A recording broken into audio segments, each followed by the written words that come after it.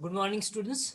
Welcome to the lecture number 7 on our subject, that is basics of civil engineering. Right now, we are discussing our chapter number 1, that is introduction to civil engineering. Okay. So, in our previous session, which part we have completed? That is nothing but the different subdomains of civil engineering field or civil engineering sector. Okay. आपले स्थापत्य अभियांत्रिकी विभाग या अंतर्गत जे उपप्रकार आहेत, like your geotechnical engineering, structural engineering, transportation engineering, environmental engineering, architectural and town planning, water resource, fluid mechanics. Okay, so we have completed the subdomains. म्हणजे या सिव्हिल इंजिनिअरिंगचे कुठले कुठले टाइप्स आहेत आणि प्रत्येक टाईपचं काय काय ॲप्लिकेशन आहे, कशासाठी ते वापरलं जातं, कुठल्या ब्रँडचा काय पर्पज आहे, त्याची स्पेशलिटी काय आहे, that part we have covered up in our previous sessions. And also we have started the new point of this particular chapter, that is nothing but a role of civil engineers in the construction of building. Again, I will remind you the same thing. It may be your construction of the building, it may be your construction of the roads, dams, bridges, highways. Civil engineers are the important and they play the vital or the crucial role as far as the construction activities are concerned. Any construction activity, it may be of your building, it may be of your road or any kind of structure. Okay, so what actually he has to do as far as our building construction is there, ज्यावेळेस एखाद्या घराचं बांधकाम करायचं असतं त्यावेळेस सुरुवात कशी असणार आहे. So some points I have elaborated in this particular presentation. The first point is nothing but preparation of the layout. Okay, preparation of the layout. आता what is layout and how we are going to prepare it, किंवा एखादा engineer तो layout कसा तयार करत असतो. यापूर्वी मी जसं तुम्हाला सांगितलं, there are two ways in which we are going to prepare the layout. What is the first way? ज्या वेळेस तुम्ही एखादं नवीन घर घेणार आहात नवीन एरियामध्ये, जो की अनडेव्हलप्ड आहे, कुठल्याही प्रकारची डेव्हलपमेंट नाहीये तिथं, आता ती डेव्हलपमेंट होणार आहे, एखाद्या बिल्डरची जागा आहे तो आता डेव्हलप करणार आहे तिथं. मग त्यावेळेस काय करतोय तो, ग्राहकांना आकर्षित करण्यासाठी, ठीक आहे, किंवा त्यानं जे काय फायनल शेड्यूल तयार केलेले आहेत की त्याची ही मोकळी जागा होती, 1 एकर जागा होती, ह्या 1 एकरामध्ये तो 10 घर बांधणार आहे. ह्या 1 एकरात ते जी काही 10 घरं बांधलेली आहेत त्या 10 घरांच्या समोर 6 मीटर रुंदीचा रस्ता तो बांधणार आहे. किंवा दुसरा पॉइंट असणार आहे, एक ऑलरेडी डेव्हलप्ड एरिया आहे आणि तिथे तुम्ही तुमचं घर बांधताय, ठीक आहे, एखादी कॉलनी आहे, खूप जुनी कॉलनी आहे, सगळीकडे घरं बांधलेली आणि तिथं तुमचाच फक्त मोकळा प्लॉट आहे. मग तो बिल्डर लेआउट काढून देताना कसं लेआउट काढून देतो की आसपास काय आहे, तुमच्या घराच्या शेजारी, तुमच्या घराच्या समोर 6 मीटर रुंदीचा रस्ता आहे, तुमच्या घराच्या डाव्या बाजूला एखादं मंदिर आहे, तुमच्या घराच्या उजव्या बाजूला एखादं हॉस्पिटल असेल ऑलरेडी कन्स्ट्रक्टेड, पाठीमागं प्लेग्राऊंड आहे, तर मग तो त्या तुमच्या घराचा जो आराखडा तयार करणार असेल, ज्यावेळेस तो प्लॅन तयार करत असतो त्यावेळेस हा दाखवत असतो की तुमच्या घराच्या लेफ्ट साईडला काय आहे, राईट साईडला काय आहे, बॅक साईडला काय आहे, फ्रंट साईडला काय आहे. ठीक आहे, ऑलरेडी डेव्हलप्ड एरिया असू द्या किंवा एखादा बिल्डर ज्यावेळेस एखादी नवीन साईट चालू करतो, नवीन बांधकाम एखाद्या नव्या ठिकाणी बांधकाम चालू करत असतो, त्यावेळेस तो काय काय प्रोव्हाइड करणार आहे, रस्ता असेल, हॉस्पिटल असेल, किंवा एखादं मंदिर बांधणार आहे, प्लेग्राऊंड आहे, ठीक आहे, हा त्याचा एक आराखडा किंवा त्याचा एक स्केच असतो आपल्याकडे आणि त्याला म्हटलं जातं तुमचं लेआउट ऑफ द प्लॅन. हा झाला पहिला प्रकार लेआउट मधला. ठीक आहे, दुसरा प्रकार असतो ज्यावेळेस तुमचं बांधकाम चालू होणार आहे, ज्यावेळेस तुमचं बांधकाम चालू होणार आहे, बांधकाम चालू करण्यापूर्वी तुमच्याकडे तुमच्या हातामध्ये प्लॅन असतो त्या घराचा. प्लॅन म्हणजेच काय, it shows the arrangement of rooms, hall कुठल्या बाजूला आहे, किचन कुठल्या बाजूला आहे, किती रूमचा तुमचा फ्लॅट आहे, ठीक आहे, अपार्टमेंट मधला फ्लॅट असू द्या किंवा तुमचा साधा बंगला असू द्या. ठीक आहे, मग ऍक्च्युली आपल्याकडे प्लॅन आहे आणि आपल्याला तो बांधकाम करायचा आहे. मग बांधकाम करत असताना काय करतो आपण, तर तो जो काही प्लॅन असतो हा ऍक्च्युली त्या ग्राउंड सरफेसवरती आपण ड्रॉ करतो. ड्रॉ करतो म्हणजेच काय, पहिलं काम असतं आपलं बाउंड्रीज मार्क करतो आपण. ठीक आहे, पहिल्यांदा आपण काय करतोय, बाउंड्रीज मार्क आउट करतोय माझ्या एरियाचा, माझा जो काही प्लॉट असेल, सपोज माझा 1000 स्क्वेअर फुटाचा प्लॉट आहे, 1000 स्क्वेअर फुटाचा प्लॉट आहे माझ्याकडे, 33 बाय 33 स्क्वेअर फुटाचा. ठीक आहे, मग माझी जी बाउंड्री असेल ही 33 फूट बाय 33 फूट. मी काय करतो, आधी माझी बाउंड्री मार्कआउट करून घेतोय. बाउंड्री मार्कआउट करून घेतल्यानंतर ऍक्च्युली हा जो काय माझा 1000 स्क्वेअर फीट जागा आहे त्यापैकी मी कुठल्या जागेवरती मी बांधकाम करणार आहे, मग कुठल्या जागेवर, ठीक आहे. That is nothing but the second way of doing the layouts. Okay, ह्या लेआउटचा मेन फायदा काय असतो, we are going to establish the points और we are going to establish the boundary points. ठीक आहे, आपण बाउंड्री सुद्धा मार्कआउट करतोय, plot boundaries. And secondly what we are going to do, we are directly showing, yes, here is my particular column, here is my second column, here is my third column, and in this way I am going to complete the construction. In this way I am going to complete the construction. Okay, so that is the way in by which we are planning for that particular layout, for that particular building. Okay. Yes, one doubt has been put up by the student.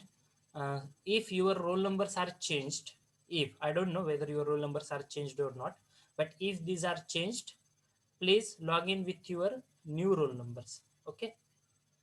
If you have logged with your previous roll numbers for this session, no problem. From the next lecture, whenever it is there for our subject, please log in with your new roll numbers. Okay. यापूर्वी जर आजच्या लेक्चरला जर तुम्ही जुन्या role नंबरने log in केलेलं असेल तर ठीक आहे, हरकत नाहीये. आणि जर तुमचे रोल नंबर जर बदलले असतील तर इथून पुढच्या सेशनला मात्र जो तुमचा नवीन रोल नंबर असणार आहे त्यांना लॉग इन करा. आता तुम्ही जुन्याने केला असेल तरी हरकत नाही, राहू द्या. ठीक आहे, नो प्रॉब्लेम.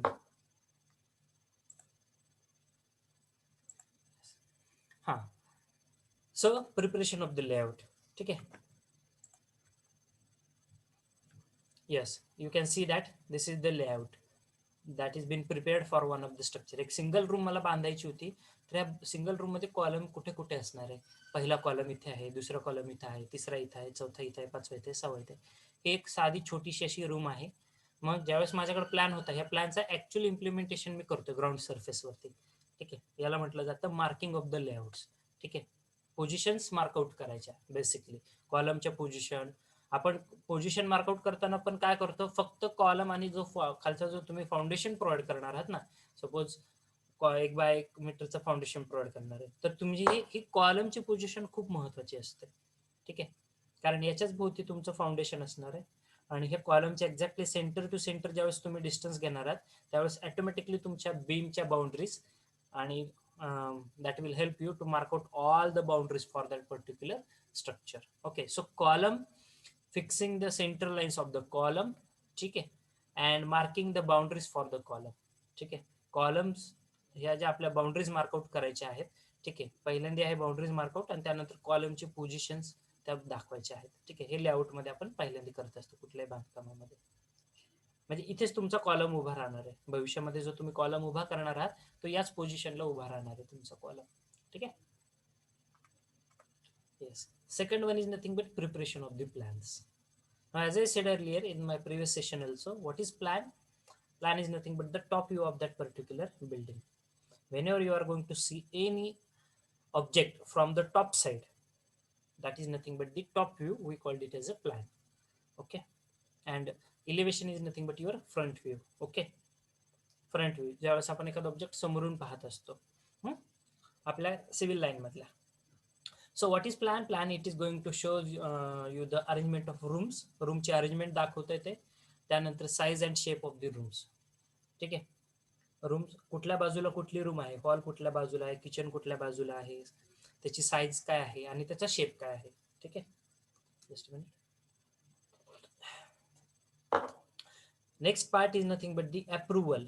आता हा जो काही तुम्ही प्लॅन ड्रॉ केलेला असतो त्याला कॉम्पिटंट ऑथॉरिटीज कडनं अप्रुव्हल असणं गरजेचं आहे. म्हणजे हे जे काही तुम्ही घराचा आराखडा तयार केला, हे जे स्केच तुम्ही तयार केलेलं आहे की सर माझं अशा प्रकारे मला बांधकाम करायचं आहे, ही माझ्या रूमची सायझेस आहे, ह्या जो तुम्ही प्लॅन काढलेला असतो हा प्लॅन अप्रूव्ड असणं गरजेचं असतं.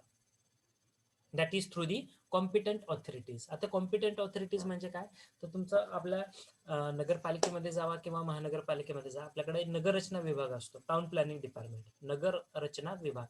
या विभागामध्ये जाऊन तुम्हाला तुमच्या बांधकामाचा साठी जो प्लॅन तुम्ही ड्रॉ केलेला असतो त्याची परवानगी मिळवणं आवश्यक असतं टेक्निकली, की बाबा हा प्लॅन जो तुम्ही तयार केलेला आहे, हा जो आराखडा तुम्ही तयार केलेला आहे हा टेक्निकली करेक्ट आहे.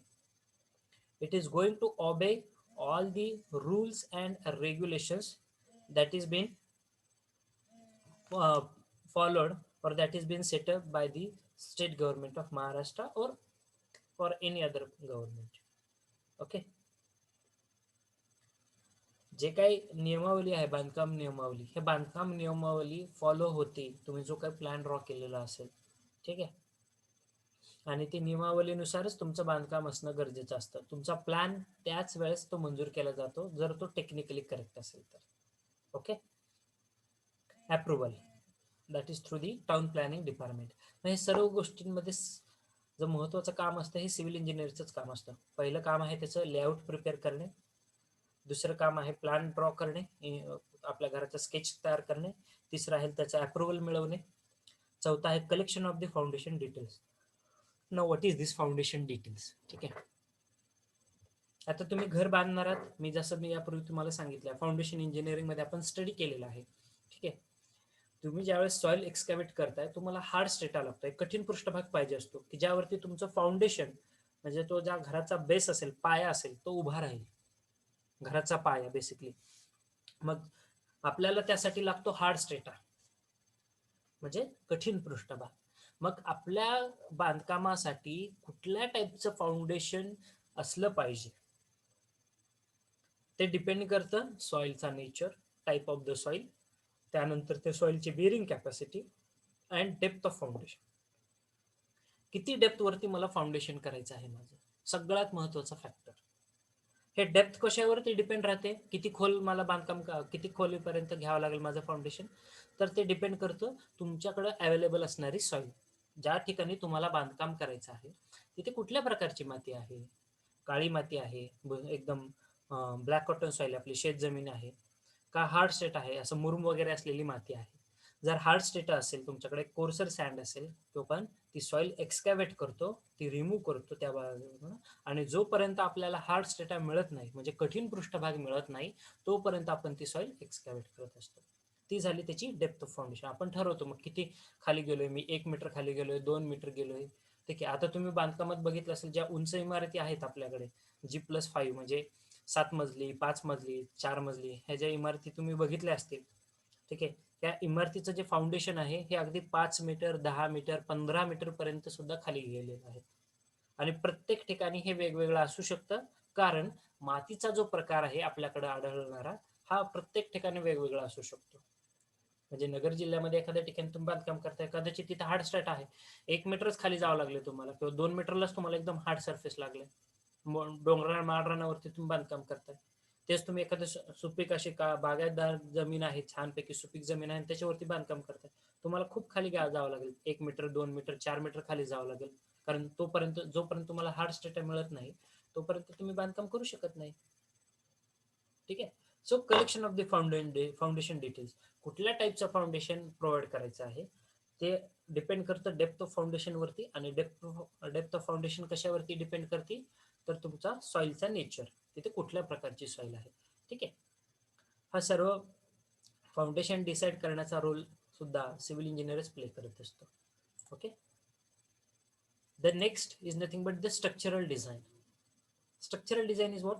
Finding the dimensions of your structural elements. Now which are our structural elements? In our previous discussions also we have covered up this part, your slab, beam, column and footings. Okay, or column basically. So slab, beam and column, these are your structural elements. जसं मी तुम्हाला सांगितलं होतं उदाहरण, काय गाडीचा part, गाडीची kick असेल, ऍक्सेलरेटर तुम्ही मूव्ह करताय, हेडलाईट असेल, हे काय झालं गाडीचे पार्ट आहेत. तसं बिल्डिंगसाठी काय असतं, स्लॅब, बीम, कॉलम, फुटिंग, हे काय झालं ते बिल्डिंगचे पार्ट झाले महत्वाचे की ज्यावरती त्याचं वर्किंग असतं, त्याची लाईफ डिपेंड करत असते.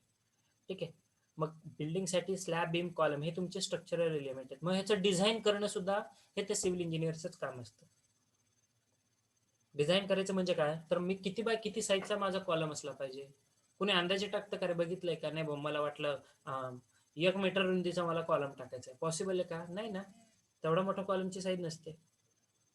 ठीक आहे, हा ती इंडस्ट्रियल शेड्स मध्ये म्हणा किंवा काय, तर त्या ठिकाणी ती असू शकते, ती पण एवढी मोठी साईज देत नाहीत कधी. किंवा मला 5 मीटर लांबी, अगदी 15 फुटाचा रुंदी आहे, 15 फुटाची त्याची लांबी आहे, इतका मोठा कॉलम असतो का, नाही. तर कॉलम काय तो आपण डिझाईन करतो. एखाद्या इमारतीसाठी कॉलमची किती साईज असली पाहिजे, एखाद्या इमारतीसाठी बीमची किती साईज असली पाहिजे. आता कॉलम, बीम, स्लॅब हे सगळ्यांना माहिती आहे, बरोबर आहे. तुमच्या घरामध्ये कॉलम कुठे आहे, साईज काय आहे, बीमची साईज काय आहे, स्लॅबची साईज काय असणार आहे.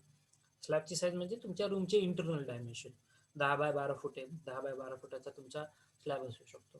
मग त्यासाठी कॉलमची साईज किती पाहिजे. मग कॉलमची फक्त साईजच नाही, तर त्या कॉलम मध्ये तुम्ही जे रेन्फोर्समेंट टाकणार आहात, म्हणजे जे बार्स तुम्ही बघितले असते बांधकामामध्ये बार टाकले जातात, बरोबर आहे. बांधकामामध्ये बार का टाकतात रे, कारण एक महत्वाची प्रॉपर्टी असते, ठीक आहे, तेही सांगेल मी तुम्हाला. आपण जे काही कॉन्क्रीट वापरत असतो बांधकामासाठी, म्हणजे सिमेंट, वाळू, खडी आणि पाणी याचं जे मिश्रण असतं तुमचं, ज्याला कॉन्क्रीट तुम्ही असं म्हणतात, हे जे कॉन्क्रीट असतं, that concrete is strong in compression. That concrete is strong in compression म्हणजे हे कॉन्क्रीट तुम्ही ठासून भरू शकता एखाद्या ठिकाणी, कॉम्पॅक्ट करताय चांगलं त्याला, ठीक आहे. आणि त्याच्यावरती लोड अप्लाय केला तर कॉम्प्रेस म्हणजे कॉम्प्रेसिबिलिटी आहे, एअर वर्ड्स रिमूव्ह करून त्याला तुम्ही कॉम्प्रेस चांगल्या पद्धतीने करू शकता, ठीक आहे. तेच त्याला तुम्ही एखादं ते कॉन्क्रीट घेतलंय, फ्रेश कॉन्क्रीट, जे नवीन एकदम फ्रेशली प्रिपेअर्ड कॉन्क्रीट, त्याला तुम्ही असं रबरासारखं ओढू शकता का रे, नाही ओढू शकत, ठीक आहे. आपण त्याला पॅक करू शकतो एखाद्या ठिकाणी, कॉम्प्रेस करू शकतो एखाद्या ठिकाणी टाकून, त्याला साचून. तुम्ही बघितलं असेल एखाद्या ठिकाणी फ्रेश कॉन्क्रीट टाकले, 10 दिवसांनी बघताल ते हार्ड होते, फुल्ली कॉम्पॅक्ट होते, बरोबर आहे. पण ते तुम्ही रबरासारखं ओढू शकता का, त्याला नाही ओढू शकत. मग त्याची ही जी प्रॉपर्टी, टेन्साईल प्रॉपर्टी, ही जर तुम्हाला इम्प्रूव्ह करायची असेल तर त्याच्यामध्ये ही रेन्फोर्समेंट टाकली जातात. आणि तुमचं कॉन्क्रीट ऑलवेज रिमेंबर, हा, ठीक आहे, for the life time, concrete is strong in compression and weak in tension and weak in tension. We can't pull out the concrete. So to improve that tensile property, what we are going to do, we are going to use the reinforcement. We are going to use the reinforcement. हा शब्द वापरायचा नाही, म्हणजे जी बांधकामामध्ये जी सळई बघता तुम्ही, लोखंडीची सळई बांधलेली असते, जे बार्स, गज ज्याला तुम्ही म्हणताय, जे गज वापरलेले असतात, त्याला रेन्फोर्समेंट असं म्हटलं जातं, ठीक आहे. हा त्याचा एक महत्वाचा गुणधर्म असतो, to improve the tensile strength और टेन्साईल प्रॉपर्टी. ओके. मग किती गज वापरायचे आहेत, त्याची जाळी कशी तयार करायची त्या गजांची, त्या जाळीला एकमेकांना बांधण्यासाठी ज्याला तुम्ही छोटी स्टिरप्स असं म्हटलं जातं, म्हणजे एक साधा बार वापरतात, ठीक आहे. मग तो किती डिस्टन्स वरती असला पाहिजे, हे जे डिझाईन असतं, हे डिझाईन तयार करणारा स्ट्रक्चरल इंजिनियर म्हणजेच तो सिव्हिल इंजिनियर असतो, ठीक आहे.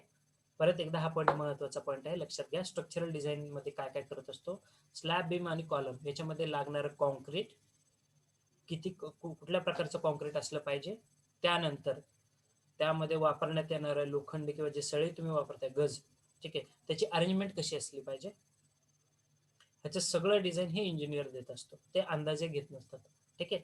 की किती बाय कितीचं आहे, त्यासाठी आपल्याकडे बार बेंडिंग शेड्यूल, म्हणजे ज्या लोखंडी बार्स जे वापरताय तुम्ही, गज, बार बेंडिंग शेड्यूल एक तयार केलं असतं, म्हणजे किती बार वापरतायत, त्यानंतर तो बार कुठं बेंड करायचा आहे, हे सगळं डिटेल डिझाईन तो इंजिनियर करत असतो, ठीक आहे. आपल्या पुढच्या भागात मी दाखवेलच तुम्हाला. त्यानंतर आहे बिल्डिंग ड्रॉइंग्स, ठीक आहे. नेक्स्ट वर्क आहे सिव्हिल इंजिनियरचं बिल्डिंग ड्रॉइंग. बिल्डिंग ड्रॉइंग म्हणजे तुमचा प्लॅन तयार करणे, प्लॅन आणि त्याचा इलेव्हेशन, ठीक आहे. तीन गोष्टी असतात, प्लॅन, इलेव्हेशन आणि सेक्शन. प्लॅन, टॉप व्ह्यू बिल्डिंगचा, वरतून पाहिल्यानंतर एखादा ऑब्जेक्ट कसा दिसतोय. इलिव्हेशन, फ्रंट व्ह्यू, एखादा ऑब्जेक्ट समोरून पाहिल्यानंतर कसा दिसतोय. अँड सेक्शन म्हणजे एखादा बिल्डिंग जर कट केली तुम्ही, ठीक आहे, तर त्या बिल्डिंगचा कुठला भाग दिसू शकतो तुम्हाला, ठीक आहे. हे तुम्हाला मी पुढच्या ड्रॉइंग मध्ये दाखवेल. So preparation of the building drawings. त्यानंतर महत्वाचा रोल असतो इस्टिमेट तयार करणे, finding the probable cost of building. Now, what is estimate? Estimate is nothing but the art of determining the cost of construction in simple words. म्हणजेच काय, तर जर तुम्हाला बांधकाम करायचं आहे तर त्या बांधकामासाठी लागणारा खर्च काढणे, हे काम सुद्धा सिव्हिल इंजिनियरच करत असतो. म्हणजे मला बांधकाम करायचं 1000 स्क्वेअर फुटावरती, ठीक आहे. मग ह्या 1000 स्क्वेअर फुटासाठी मला किती खर्च येणार, 1000 स्क्वेअर फुटासाठी मला खर्च किती येणार आहे. मग खर्चामध्ये काय काय येणार आहे, तर बांधकामासाठी तुम्ही कुठलं साहित्य वापरलंय, कुठल्या क्वालिटीचं वापरलेलं आहे, मग किती साहित्य वापरलेलं आहे, हे प्रत्येक गोष्टीचं तुम्हाला त्याची क्वांटिटी फाइंड आउट करावी लागते. म्हणजे किती सिमेंटच्या गोण्या किती लागणार आहेत. हा, मला एक 1 BHK म्हणजे एक रूम, एक हॉल, एक किचन, असं 3 रूमचं घर बांधायचंय.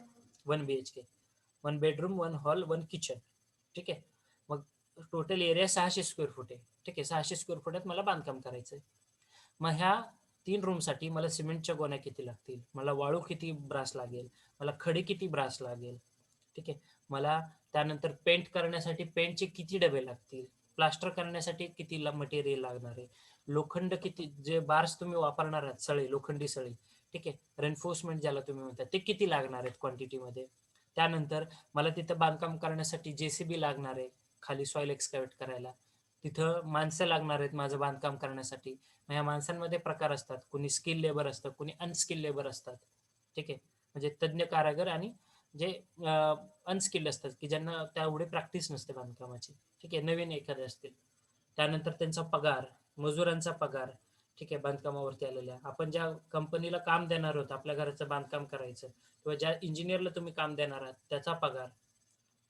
ठीक आहे.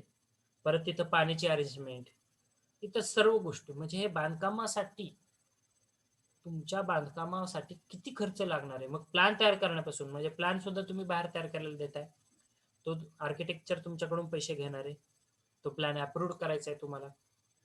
त्यानंतर झाडं कट करायची तुमच्या जागेवरची काही जर असतील तर, त्यासाठी तुम्हाला परत JCB लावून किंवा मजुरांद्वारे ते झाडं कट करायची आहेत. तुम्हाला मार्किंग करायचं आहे, तुमच्या प्लॉटची बाउंड्री मार्क करायची आहे. ठीक आहे. त्यानंतर तुम्हाला ॲक्च्युअल बांधकाम चालू करायचं आहे. ठीक आहे. मग ह्या बांधकामासाठी किती खर्च लागणार आहे, ह्याची जी प्रक्रिया असते, या प्रक्रियेला म्हटलं जातं इस्टिमेशन. काय म्हटलं जातं? इस्टिमेशन और quantity estimation. It is nothing but the finding the probable cost of building. Okay. Probable cost of building हे काम सुद्धा इंजिनियरच करत असतो, ज्याला बिल्डिंग इंजिनियर असं म्हटलं जातं. सिव्हिल इंजिनियरच असतो. ठीक आहे. त्यानंतर आहे टेस्टिंग. म्हणजे बांधकामासाठी जे साहित्य वापरणार आहात त्याचं टेस्टिंग करणे, त्याची गुणवत्ता तपासणे. सगळ्यात महत्त्वाचं, तुम्ही ऐकलं असेल, ही इमारत 5 वर्षात पडली, ते बांधकाम पडलंय, जुनी इमारत होती, पडलंय. कशामुळे पडतंय? तर कदाचित काय होतंय, जे साहित्य तुम्ही वापरलेलं असतं बांधकामासाठी त्याची गुणवत्ता तेवढी नसते. त्यामुळं बांधकामावरती जेवढं काही तुम्ही साहित्य वापरणार आहात त्याची गुणवत्ता तपासणे, त्याच्या गुणवत्तेची पडताळणी करणे, हे एक महत्त्वाचं काम असतं. सिमेंट आले, सिमेंटची काय गुणवत्ता आहे, वाळू आली, तिची काय गुणवत्ता आहे. ठीक आहे. तुम्ही बार वापरणार आहात, त्याची काय गुणवत्ता आहे. जे काही मटेरियल तुम्ही बांधकामासाठी वापरणार आहात तर त्या प्रत्येक मटेरियलची गुणवत्ता तपासणं हे इंजिनियरचं काम असतं. त्यानंतर आहे सुपरविजन. म्हणजे जे काय बांधकाम तुम्ही करणार आहात ते सुपरवाइज करणं, मॉनिटर करणं, ते व्यवस्थित होतंय का, तुमच्याकडे जो प्लॅन आहे त्या प्लॅन नुसारच ते बांधकाम होतंय का. ठीक आहे. का कुठे काहीतरी दिरंगाई होती, लेबर लोक काम टाळाटाळ करतायत. ठीक आहे. कुठेतरी काहीतरी चुकीचं करतायत, इलिगल काम करतायत. सो सुपरवाइज करणं, मॉनिटर करणं, ते काम, हे सुद्धा काम ते इंजिनियरच करत असतो. आणि एक्झिक्युशन म्हणजेच काय, जो प्लॅन तुम्ही ड्रॉ केलेला आहे तसाच त्याचं बांधकाम करून देणे त्या व्यक्तीला. ठीक आहे. सो एक्झिक्युशन, मग हे एक्झिक्युशन करण्याचं काम सुद्धा इंजिनियरच करत असतात. त्यानंतर आहे मेंटेनन्स. आता मेंटेनन्स म्हणजे नेमकं काय होतंय, तर मेंटेनन्स मध्ये काय करतोय आपण, घराचं बांधकाम आहे, कुठेतरी 4 वर्षांनी, 5 वर्षांनी, किंवा रस्त्याचं बांधकाम आहे, घराचंच म्हणणार नाही, रस्त्याचं बांधकाम आहे, 6 महिन्यात आपल्याकडे रस्ते खराब होतात. मग खराब झाल्यानंतर परत आपण त्याला रिपेअर करत असतो. बरोबर आहे. मग हे काय, that is nothing but the maintenance. मग त्या घराचा मेंटेनन्स असेल किंवा त्या जे काही तुम्ही बांधकाम केलेलं असेल, रस्ता असेल, धरण असेल, त्याचं रेग्युलर मेंटेनन्स करणं हे सुद्धा सिव्हिल इंजिनियरचं काम असतं. ठीक आहे. So maintenance of that particular work. Last role that is been played by the civil engineer, which I have mentioned in this presentation, is nothing but arbitrator. Very important. Okay. Interesting आहे थोडंसं. So what is arbitrator? Arbitrator is one of the civil engineer who plays an important role in resolving the disputes. Resolving the disputes that is related with your particular land acquisition. म्हणजे ज्यावेळेस तुम्ही कुठलंही बांधकाम करायला जाता, ठीक आहे, आता तुम्ही ऐकलं असेल, भावाभावाच्या जागेवरनं वाद झाले, किंवा शेजाऱ्यांचे, आपली 1 इंच सुद्धा जागा आपण शेजाऱ्यांकडे जाऊ देत नाही, किंवा शेजारी त्याच्या त्याची जी जागा असेल ती आपल्याकडे येऊ देत नाही. बरोबर आहे. जागेचे वादविवाद तुम्ही बघितले असतील, भांडणं वगैरे ऐकले असतील खूप सारे न्यूजपेपरमध्ये, मूव्हीजमध्ये, बातम्यांमध्ये ऐकले असतील. दररोज काही ना काही कुठे ना कुठे आपल्याकडे होतात. जागेचे वादावाद. 1 इंच जागा सरकली, माझं बांधकाम तुझ्या जागेत आलंय, तुझं बांधकाम माझ्या जागेत आलंय. ठीक आहे. मग हे जे वादविवाद होतात, ज्याला डिस्प्युट्स असं म्हटलं जातं. मग हे जागेचे जे वादविवाद असतात ते निवडण्याकरता, ते वादविवाद होऊ नये किंवा दोन पार्टींमध्ये कुठेतरी एक मध्यस्थी असला पाहिजे वादविवाद न होण्यासाठी.